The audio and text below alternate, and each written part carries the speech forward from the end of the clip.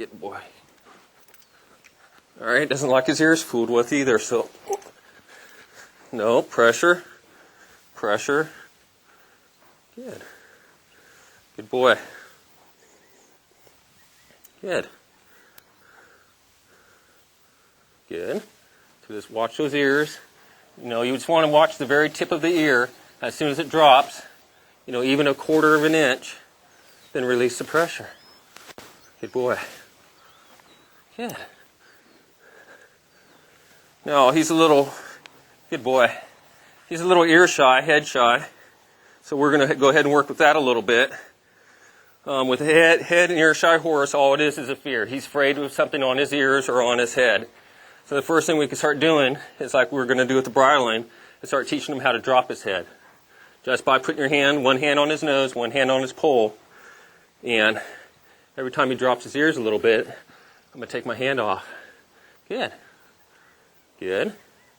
Good. Good for you. Good boy. When it comes to his head or his ear shyness, what I'm going to do is I'm just going to rub him right here. Then I'm going to rub him on the neck. Then I'm going to rub him right here. Then I'm going to go like that. I'm going to go as fast as I can over these ears.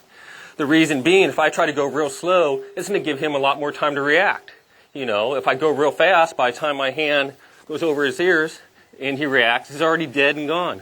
You know, my hand's already gone and he threw his head up. Good boy.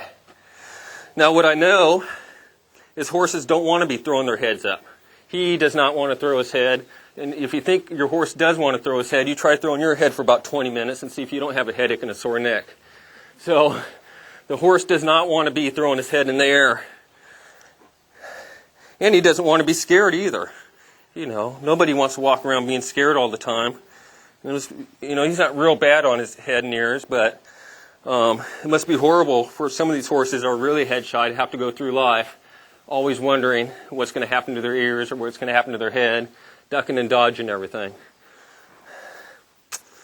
And they don't want to be that way. Once they find an easier way to do something, they do it. Boy, you know. I also will not get on a horse that is the least bit head shy or ear shy. That'll get you bucked off just as fast as anything else will. Good. Good boy. Oh, that's a lot better. Yeah. His head's still a little bit high. Good boy. Good. Good boy. So just keep working with these ears. Oh. Good boy. Good. And after he gets really comfortable with that, then you start slowing your hand speed down.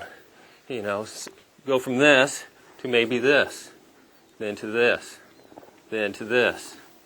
And you just start slowing your hand speed down. Now, if you slow your hand speed down and he starts throwing his head again, then you slowed your hand speed down too much. So you just go ahead and speed it back up. Yeah. Oh, good boy. Now, why would he come out of his head shyness? What would be the motivator? Pressure and release. And he's also finding out that I'm not hurting him.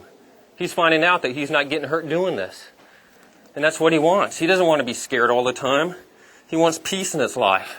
You know, don't we all? Good boy. So he's finding out every time he brings his head down, we release him. Good. And he's finding out he's not getting hurt doing it.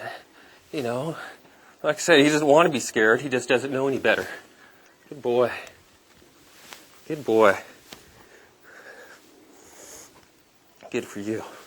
Oh, you're just a good boy. Yes, you are. You know, it wouldn't do us any good to get in a fight with the horse right now because he's head shy. He's just scared, you know. And sometimes I've heard people say, oh, my horse is just being silly. He's scared of the granite rocks. He's just being dumb.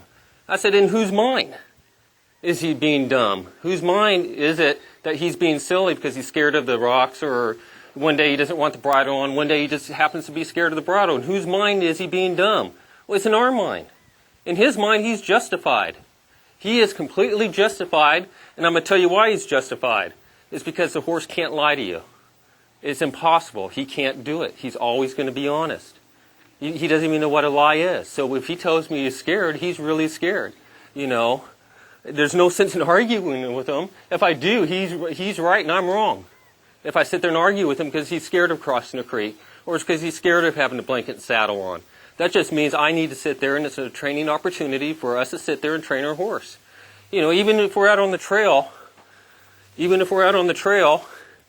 and we're riding with our friends, and we come across the creek, and our horse doesn't want to cross the creek, what I tell my friends is go on, go ahead, go riding. We'll ride another time. I got to train this horse, or I got to train my horse to cross creeks better. You know, I'm not going to push him across it or start trying to beat him across it because he's scared. You know, all pain does is cause the horse to get scared more. If he's already scared, I'm causing him pain, he's just going to get scared more. You know, it's not going to help him out any to get on him. Or any of that nonsense. And I'm not saying I've never gotten on a horse before. There's a horse named Trey here. I think it's been about a month now. And that horse would not quit biting me. I mean, he was determined he was going to get a chunk of me. And I had to get a little hard on him. You know, one thing I will not put up with is a biting horse. I could stand everything else. You know, I could stand the kicking, the striking, the bucking, the rearing, the flipping over backwards, the bolting, the running away. I can deal with all that. But when it comes to biting, it hurts.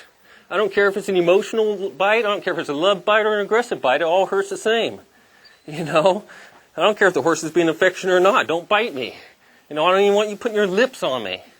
And I've been working on different ways without getting hard on the horse. I've been working on different ways to cure it. And we're still working on some different ways. Good boy. So we only been working, you know, he wasn't real head shy or ear shy, but we've only been working on it for about 20 minutes now, or maybe 15, I don't know how long it's been, but not very long. And he's doing a lot better with his head and ear shyness. But I need this before I can get on him. I need this in order to put a bit in his mouth. You know, I need all these things. It wouldn't do me any good to try to get a bit in his mouth if he's going to be throwing his head up. I don't want to get in a fight with this horse. You know, that's the last thing I want to do. Anybody can come out here and make this horse look bad. They can get this horse bucking and rearing and flipping over backwards. We can get this horse to run through this side of this arena. But that's not our goal. You know, what fun is that to get in a fight with a horse and make the horse look bad? You know, the real goal is to have a better trained horse in the end. You know, no matter how far we get today, the goal is always to have a better trained horse in the end. And it's to make my partner look good. You know, that's why I named my business A Partner for Life. Because that's what I want out of the horse. I want a partnership with this horse for the rest of my life, or the rest of your life with your horse. You know, that's what you want. You know, how many people want to come out and fight with their horses every day to get the bit in their mouth, or to get on their back, or, you know, catching the horse and stuff like that. I don't want to sit there and chase horses around the pasture for 2 hours. There's no fun in that. You know, the fun is right here working with them and working them through their problems. You know, the teacher in school is not going to go and start making her students look bad. Her goal is for all of her students to learn the subject and to have A pluses at the end of the year. That's what we want for this horse today. We want to give him an A plus and help him overcome his problems. Now, sure, we could sit out here and beat him and he would submit, but that's not the kind of submission I want.